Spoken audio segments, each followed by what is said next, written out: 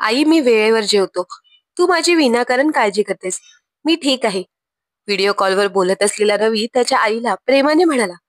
त्याच वेळी त्याच्या शेजारी बसलेली त्याची बायको स्वाती मनात विचार करत होती की ही झोपायची वेळ आहे की व्हिडिओ कॉल करण्याची.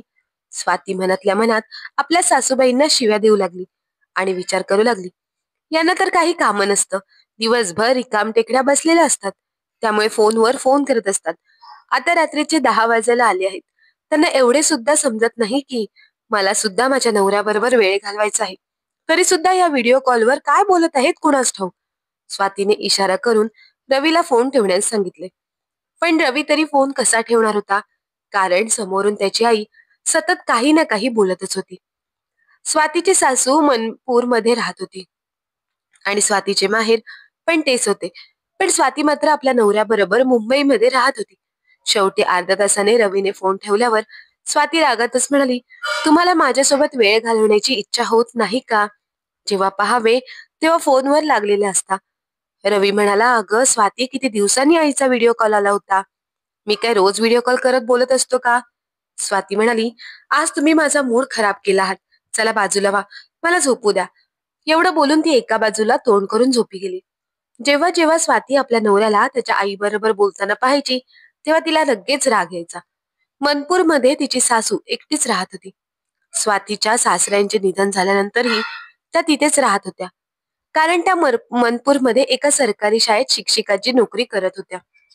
1 वर्ष अगोदर त्या रिटायर झाल्या होत्या, पण तरी सुद्धा त्या तिथेच राहत होत्या.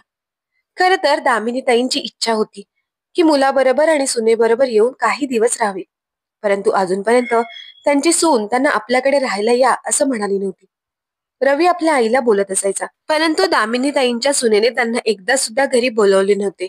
त्यामुळे दामिनीताईंना आपल्या सुनेच्या घरी येण्यासाठी संकुचितपणा वाटत होता.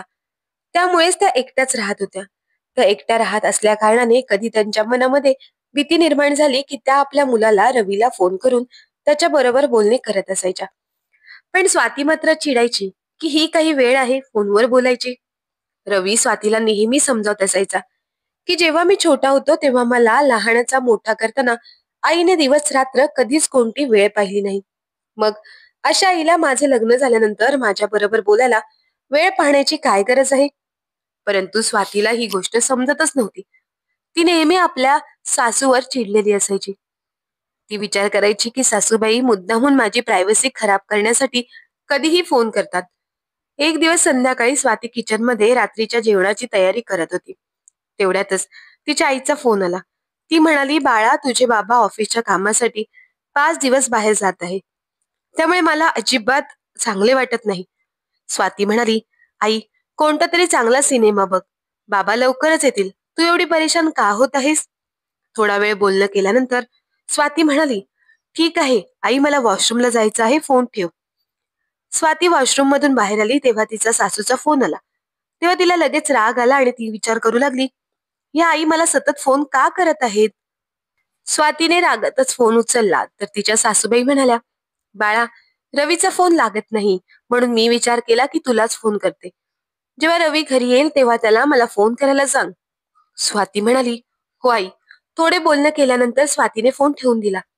पण जेव्हा रवी घरी आला तेव्हा स्वाती विचार करू लागली, जर आता लगेचच मी रवीला त्याच्या आईला फोन करण्यासाठी सांगितले तर तो 1 तास त्याच्या आईबरोबर बोलत राहील. त्यापेक्षा अगोदर जेवून घेऊया. दोघांचे जेवण झाल्यानंतर दोघेही नवरा बायको सिनेमा पाहू लागले आणि त्यामध्ये स्वाती रवीला त्याच्या आईचा निरोप सांगायला विसरून गेली. त्यानंतर दोघांनाही झोप येत होती म्हणून दोघेही झोपी गेले. हळूहळू मध्यरात्र झाली. तेवढ्यातच अचानकपणे फोनची रिंग वाजू लागली. तेव्हा स्वातीची झोप उडाली. ती डोळे चोळतच सुटली. तोपर्यंत फोनची रिंग वाजून फोन बंद झाला होता. स्वातीने आता फोन हातातच घेतला होता. तेवढ्यातच पुन्हा एकदा फोनची रिंग वाजू लागली. रात्री 2 वाजता मोबाईलवर सासूबाईंचा फोन पाहून स्वाती चिडली आणि फोन स्विच ऑफ करून ती झोपून गेली. तिला खूपच राग आला होता की यांना रात्री सुद्धा नीट झोप येत नाही आणि आम्हालाही झोपू देत नाहीत. तेवढ्यात रवीचा फोन वाजू लागला. तेव्हा स्वातीने रागात त्याचा सुद्धा फोन स्विच ऑफ केला आणि ती पुन्हा झोपी गेली. रवी तर गाढ झोपेमध्ये होता, त्यामुळे त्याला काहीच माहित नव्हते. तसे पण दिवसभर ऑफिसमध्ये काम करून थकल्यामुळे त्याला गाढ झोप येत असायची. दुसऱ्या दिवशी सकाळी स्वाती उठली तेव्हा विचार करू लागली, जर मी रात्री फोन उचलला असता तर माहित नाही आईंनी कोणकोणत्या गोष्टी बोलून आमची झोप खराब केली असती. त्यात त्या वेळ सुद्धा पाहत नाहीत. दिवस रात्र कधीही फोन करत असतात. स्वातीने सर्वात अगोदर स्वतःचा मोबाईल चालू केला. तेव्हा रात्री 3 वाजता तिच्या आईचे खूप सारे मिस कॉल पाहून ती घाबरून गेली. म्हणून तिने लगेचच आपल्या आईला फोन केला, परंतु कोणीच फोन उचलत नव्हता. तेव्हा ती थोडी घाबरली. ती विचार करू लागली, आपली आई फोन का उचलत नाही. तेवढ्यातच तिच्या सासूचा फोन आला. तशी तर स्वातीची इच्छा होत नव्हती की सासूबाईंचा फोन उचलावा, पण तिने तो फोन उचलला. तेव्हा स्वातीच्या सासूबाई म्हणाल्या, अगं बाळा, कुठे आहात तुम्ही लोक? रात्रीपासून तुम्हा दोघांचाही फोन लागत नाही. हे बघ, तुझ्या आईला मी हॉस्पिटलमध्ये घेऊन आली आहे. रात्री त्यांची तब्येत खूपच खराब झाली होती. तुम्ही लोक जेवढ्या लवकर शक्य होईल तेवढ्या लवकर सिटी हॉस्पिटलमध्ये निघून या. स्वाती रडू लागली आणि म्हणाली, आई, काय झालं आहे माझ्या आईला? दामिनीताई म्हणाल्या, हे बघ सुनबाई, तुम्ही लोक लवकरात लवकर इथे पोहोचण्याचा प्रयत्न करा. मी जास्त काही सांगू शकत नाही. तेव्हा स्वाती खूपच घाबरली. तिने लगेचच आपल्या नवऱ्याला झोपेतून उठवले. अहो उठा, आईची तब्येत खूप खराब आहे. आपल्याला लगेचच हॉस्पिटलमध्ये जायचं आहे. हे बोलून स्वाती लगेचच ड्रेस बदलू लागली. मग रवी आणि स्वाती मुंबईहून निघाले. मनपूरला पोचता पोचता त्यांना संध्याकाळ झाली होती. ते लोक सरळ हॉस्पिटलमध्ये गेले. हॉस्पिटलमध्ये पोहोचल्यानंतर समजले की स्वातीच्या आईची अवस्था खूपच गंभीर आहे. त्यांना हार्ट अटॅक आला होता. आता सुद्धा त्यांची अवस्था काही तितकीशी बरी नव्हती. त्यांना अजूनही आयसीयू मध्येच ठेवण्यात आले होते. डॉक्टर म्हणत होते, लवकरात लवकर आपल्याला यांचे ऑपरेशन करावे लागेल. डॉक्टरांचे असे बोलणे ऐकल्याबरोबर स्वाती खूपच घाबरली आणि रडू लागली. तेव्हा तिच्या सासूबाई म्हणाल्या, अगं सुनबाई, तू रडत का आहेस? आम्ही लोक आहोत ना, सर्व काही ठीक होईल. स्वातीला आता खूपच वाईट वाटत होते की तिने रात्री फोन बंद करून ठेवला होता. हळूहळू जेव्हा ती शांत झाली तेव्हा तिच्या सासूबाई तिला म्हणाल्या, रात्री 3 वाजता तुझ्या आईने मला फोन केला आणि घाबरलेल्या अवस्थेत म्हणाल्या की माझ्या छातीत दुखत आहे आणि मला श्वास घ्यायला खूप त्रास होत आहे. मी स्वातीला फोन केला परंतु तिचा फोन लागत नाही. तेव्हा मलाही समजत नव्हते की एवढ्या रात्री कोणाला फोन करू. मी सुद्धा तुम्हाला फोन लावला, परंतु तुम्हा दोघांचा फोन बंद येत होता. त्यामुळे मी शेजारच्या लोकांच्या मदतीने तुझ्या घरी पोहोचले आणि तुझ्या आईला हॉस्पिटलमध्ये घेऊन आली. स्वातीला आता स्वतःचीच लाज वाटत होती. ती हळूच म्हणाली, आई, मी फोनमध्ये पाहिले होते की तुमचा सुद्धा मिस कॉल आला होता. तुम्ही रात्री 2 वाजता फोन का करत होतात? त्यावर दामिनीताई म्हणाल्या, काही नाही सुनबाई, असेच माझे मन थोडे घाबरले होते आणि डोकं दुखत होतं, त्यामुळे मी खूप बेचैन झाली होती. म्हणून विचार केला तुम्हा लोकांना फोन करून तुमच्या बरोबर थोडा वेळ बोलते. ते काय आहे ना, म्हातारपणात कधी कधी मन खूप घाबरून जाते आणि अशा परिस्थितीत असे वाटते की कधीही बोलावणी येईल. म्हणून रात्री अपरात्री कधीही फोन करण्याची इच्छा होते. कितीतरी वेळा मी फोन सुद्धा करत नाही, कारण मला वाटते की तुम्ही लोक झोपला असाल. विनाकारण तुमची झोप मोड व्हायला नको. आता माझ्या मनामध्ये काय चालू आहे हे तुम्हा लोकांना थोडीच माहित असेल. त्यामुळे जास्त काही बोलून मी तुम्हा लोकांना परेशानी सुद्धा करू शकत नाही. त्यामुळे कधी कधी रात्री उशिरा फोन करताना माझेच मन मला ती गोष्ट करू देत नाही. कारण तुम्ही लोक काय विचार कराल, आई अशी आहे, एवढ्या रात्री फोन करते. मला सुद्धा सर्व गोष्टी समजतात बाळा, परंतु काय करू, कधी कधी श्वास गुदमरतो. त्यामुळे असे वाटते की मरना अगोदर एकदा मुलाबरोबर बोलणे करून घ्यावे. असे बोलता बोलता स्वातीच्या सासूबाईंचा कंठ दाटून आला. तेव्हा लगेचच स्वातीने आपल्या सासूबाईंना मिठी मारली आणि म्हणाली, आई, अशीच गोष्ट आहे तर तुम्ही आमच्यासोबत येऊन का राहत नाही? आपल्या सुनेच्या अशा बोलण्यावर दामिनीताई खुश झाल्या आणि म्हणाल्या, सुनबाई, तू हे तुझ्या तोंडून बोललीस हीच माझ्यासाठी खूप मोठी गोष्ट आहे. आता या वयात मी शहरामध्ये येऊन तुम्हा दोघा नवरा बायकोंमध्ये का उगाच कबाबमध्ये हड्डी बनू? जोपर्यंत हातपाय चालू आहेत तोपर्यंत एकटीच ठीक आहे. इथे छोटी छोटी मुले माझ्याकडे येऊन फुकटमध्ये शिकवणी घेतात. त्यांचे काय होईल? आजूबाजूला एवढे सारे लोक आहेत. फक्त कधी कधी एकटीला थोडे घाबरल्यासारखे होते.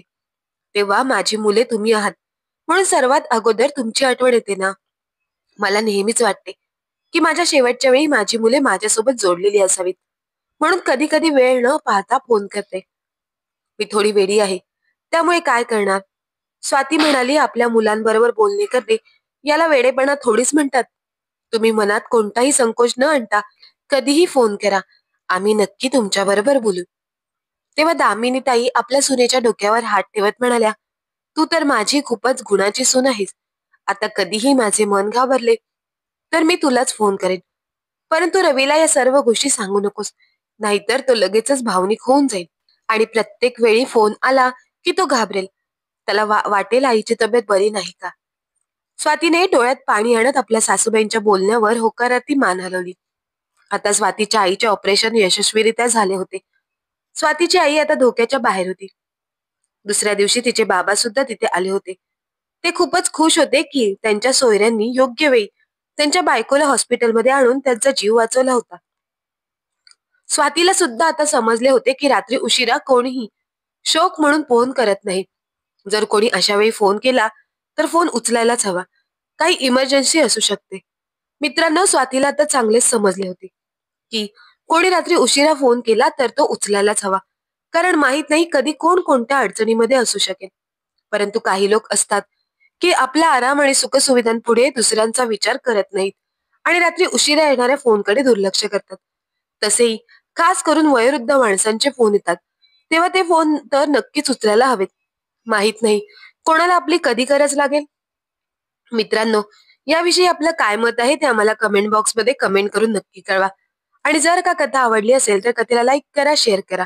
आणि अशाच नवनवीन कथा ऐकण्यासाठी तुम्ही अजूनही आपल्या युट्यूब चॅनलला सबस्क्राईब केलं नसेल तर मात्र सबस्क्राईब करायला विसरू नका. भेटूया अशाच नवीन कथांसह. धन्यवाद.